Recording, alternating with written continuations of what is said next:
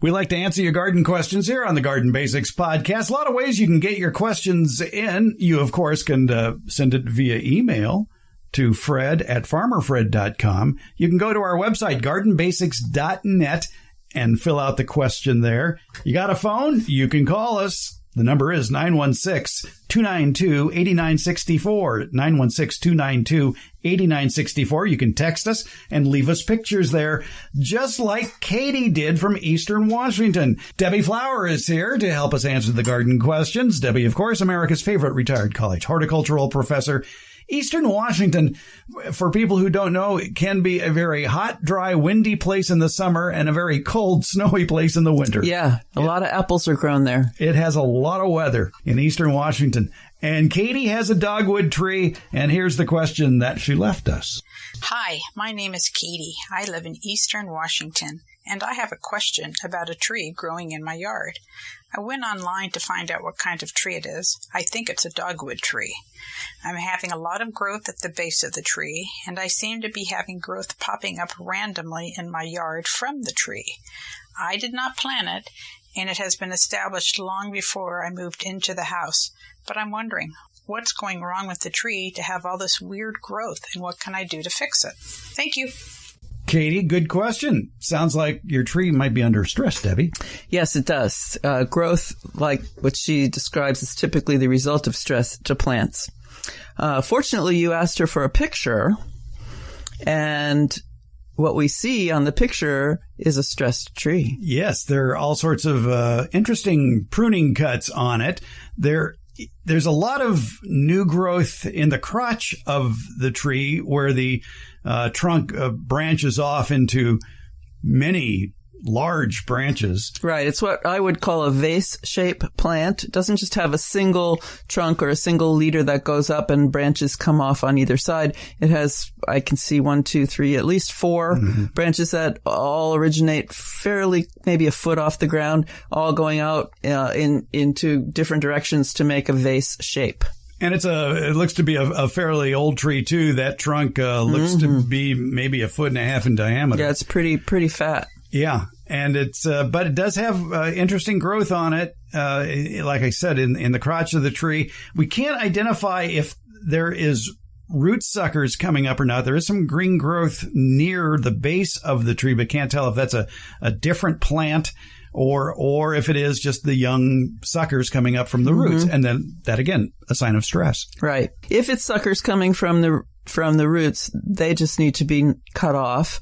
And you try to cut them off without cutting into what they're attached to. So you leave a little bit of a stub. The reason you don't want to harm what they're attached to is that creates a way for insects and disease to get into the plant. And you don't want to use a brush killer on it either, because that could kill the whole tree. That's a temptation for sure. Yes, but it's a systemic, meaning it gets into the system of the plant and moves around inside the plant and kills wherever it goes.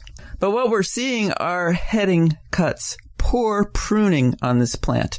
The branches, there are stubs several feet long where someone cut through the branch and the branch was at least 3 inches across.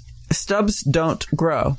Somebody I worked with, somebody else who taught horticulture, would preach that all the time. Stubs don't grow. This plant was very, very poorly pruned, perhaps to get it out of the power lines. I don't know why, and I don't think Katie does, because she said she bought it this way when it came with the house. But the plant's response to removal of that much wood, if it's a 3-inch diameter piece of branch, there was a lot removed from that plant. And there are multiple cuts like this that we can see on the plant. So a lot of the branches were taken off. A lot of the stored food in the plant was removed because plants store food in trunks. And it maybe was done during a dormant season, and so the results weren't seen immediately. This is a tree that does lose its leaves every winter. But there is stored food in all that wood that was taken away, and the plant is trying to the plant needs that store food, and the plant is trying to recreate the vegetation it needs, the leaves, the green part, to make more food to replace what was missing. You made an interesting point about the fact that it could be a grafted variety of dogwood. So I was looking for the bud union, the graft union on this tree, and I don't see the telltale bump anywhere between where the leaves start about a foot up and the ground, which I wonder if where those new leaves are sprouting, where the trunk goes off into branches, if the bud union was up that high. It's unlikely that they would graft that high. So a couple things could be going on. That could be one of them. If we think it's a Cornus florida, which you can get as a species. Or you can get selected cultivars, the pink one and the one with the bigger white flowers. And I don't know their names off the top of my head. Jim. Right. So if it's one of those that has a special characteristic like that, the pink flowers or the big white flowers, then it would be grafted. Typically, the grafting is done when the plant is extremely young, when the stem is thinner than a pencil. And it's done very close to the soil, and so by the time you buy it as a bigger plant, it's almost negligible to see that graft union. But when a plant responds to stress, like bad pruning, often produces suckers at the base, and they would be below that graft union, even if it's very close to the soil, and they are not what you want. They're not the pretty pink one or the big white flowered one. They're whatever it was grafted to, and that's typically something that was grown from seed, so it's not as desirable as the top of the tree. But we're not seeing suckers from the ground on this plant. We're seeing them higher. So either the graft was done higher, and those are suckers. If they look different or they flower differently than what's above them, then the graft was done pretty high. It could be the weather, too, in eastern Washington. If they had some spring frost or freeze, that could kill new growth. Yeah. Typically, what's the kind of growth you get after stress to a plant is called, on a tree, is called epicormic shoots. And they're just arising from, the plant is sort of in hyperdrive. In a tree that's well cared for, the new growth comes from buds that have been planned for years and years and years. They've been under the bark, and each year as the plant puts on a new layer of wood underneath, the bud grows out towards the edge and stays out towards the edge. But it has a thread of itself all the way back to the center of the plant. So they're planned and they're well attached. When the stress causes this growth, these epicormic shoots are created at the moment, right on the edge of the bark. And they don't have that lifeline that holds them into the center of the trunk. And so they are very poorly attached. And when they get to some size, they're also often very close together.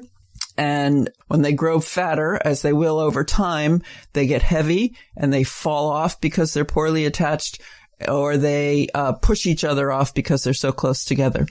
So I think the tree has possibilities, but I think an excellent consulting arborist needs to be brought in, and then it's going to take several years of judicious pruning to bring it back to a safe, beautiful tree. Consulting arborists can be found in your area if you visit the website for the International Society of Arboriculture. The easiest website to remember, treesaregood.org. And from that page, you can click on the link that will find a consulting arborist near you that can help, as well as regular arborists as well. And consulting arborists also have their own website as well. The American Society of Consulting Arborists, which is ASCA-consultants.org. That's the American Society of Consulting Arborists. And what's good about a consulting arborist is they're not going to be cutting your tree. That's up to you to hire the person who's going to be judiciously pruning your tree. But they're going to tell you what's wrong with it. And at least then you're working from a knowledge base where some other tree company might want to take advantage of your non-knowledge. Right. The consulting arborist will charge you something for their services, but they're not looking to make the job bigger than it should be. Because they're not going to do it and they're not going to make any money from it.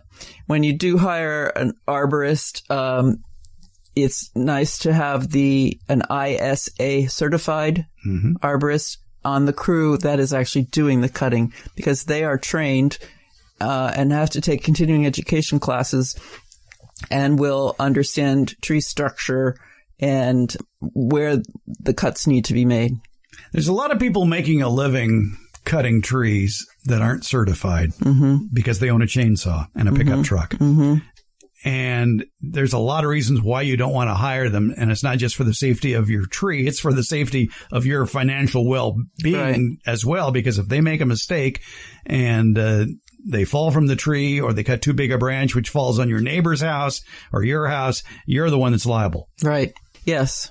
The workman's compensation rates for people who do tree work are extremely high. Like I have known of those fees putting some arborists out of business. They just can't afford to pay them. That's why tree work is expensive. Good tree work by licensed and insured people. Like you said earlier, though, it could be a matter of poor pruning in the past, because if too much wood is taken off the top, the tree is going to respond by producing more growth at the bottom. Right. So, unfortunately, it's poorly placed and poorly attached growth. So call in that arborist there, Katie. All right. Thanks for your help on this, Debbie. My pleasure, Fred.